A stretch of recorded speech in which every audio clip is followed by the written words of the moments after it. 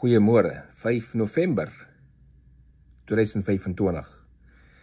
En dit lyk my daar so 'n bietjie pandemonium tussen gisteroggend en vanoggend.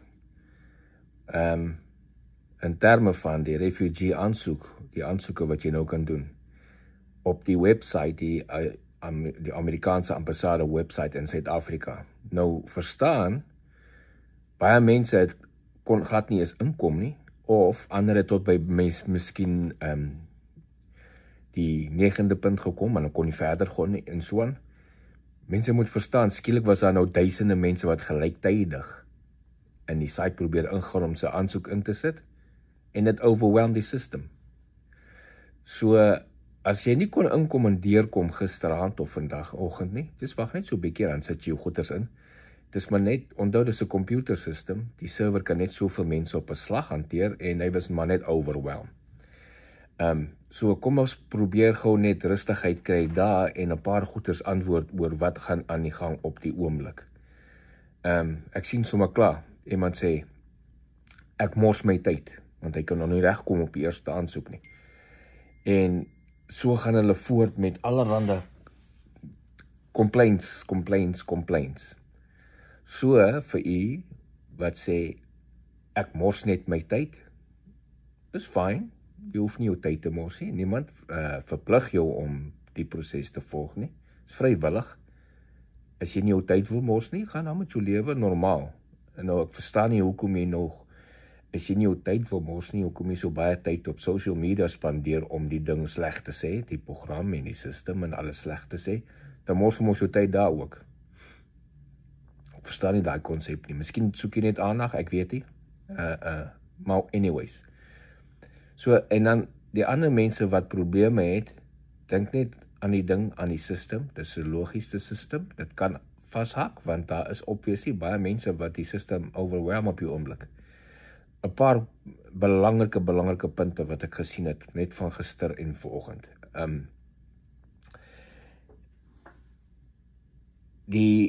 Ek kan nie verby stap soveel of soveel kom nie. Dit's either, miskien is dit die system wat bietjie overwhelmed is, en hy kan nie verder gaan nie, en hy sê daar error, save and try again, of so iets, dan dis wat jy doen. Wag so 'n bietjie en probeer later, maar, back up een step. Onthou, iewerster het jy dalk een blokkie oopgelaat.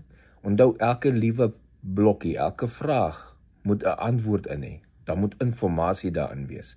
En as daar nie inligting in wees nie, gaan jy probeer submit, en gaan jy nie aan die volgende bladsy toe vat nie, want hy het nie al die inligting vir daai spesifieke blad nie. So onthou, gaan net 'n bietjie terug, wees rustig, lees die instruksies baie duidelik, maak seker jy verstaan die instruksies, ook nog 'n ding wat jou kan baie help. Onthou, jy gaan iewers begin inligting moet insit, soos paspoortnommers en so aan. Nou, ek het nie self deur daai hele vorm gegaan nie, want dit beteken ek moet ingaan as 'n aansoeker en deur die vorm gaan. En dis ek wil mos nog nie dit doen nie, want dan gaan ek dit blok vir iemand anders daar. So ek kan nie presies sien wat julle sien as julle deur die vorm gaan nie. Al wat ek kan doen is online forums. Ons doen baie van hulle hier in Amerika, veral in die lugmag doen ons baie online forums en goeders vir sekere goeders wat ons moet inligting deurgee en so aan. En presies die government systems hier, so hoe dit werk, daar is, as jy nie inligting in elke blokkie in het nie, dan gaan hy nie laat jy na die volgende stap toe gaan nie. Daar is byvoorbeeld ook inligting wat hy spesifiek na soek, die algoritme. So, 'n telefoonnommer gaan in 'n sekere sequence moet wees, sonder gaps en al.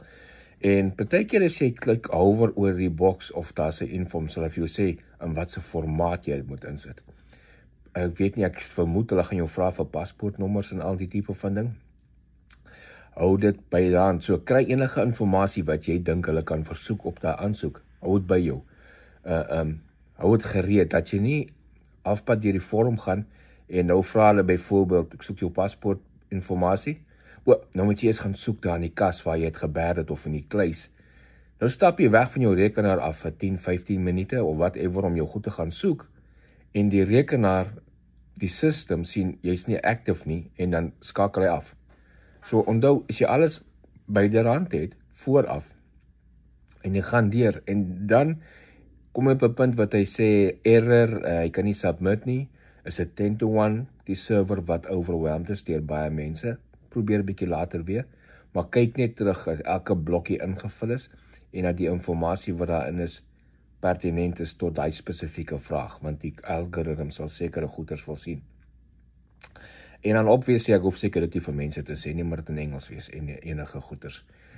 So ek vra geduld. Dis 'n elektroniese system. Die Amerikaanse regering doen baie vir die Suid-Afrikaners wat die program wil gebruik. Verskoning. Wees geduldig. As jy nie kan geduld wees nie, of jy dink jy mors jou tyd met die system, dis fyn. Moenie deelneem nie. Dan sal dit jou nie pla nie.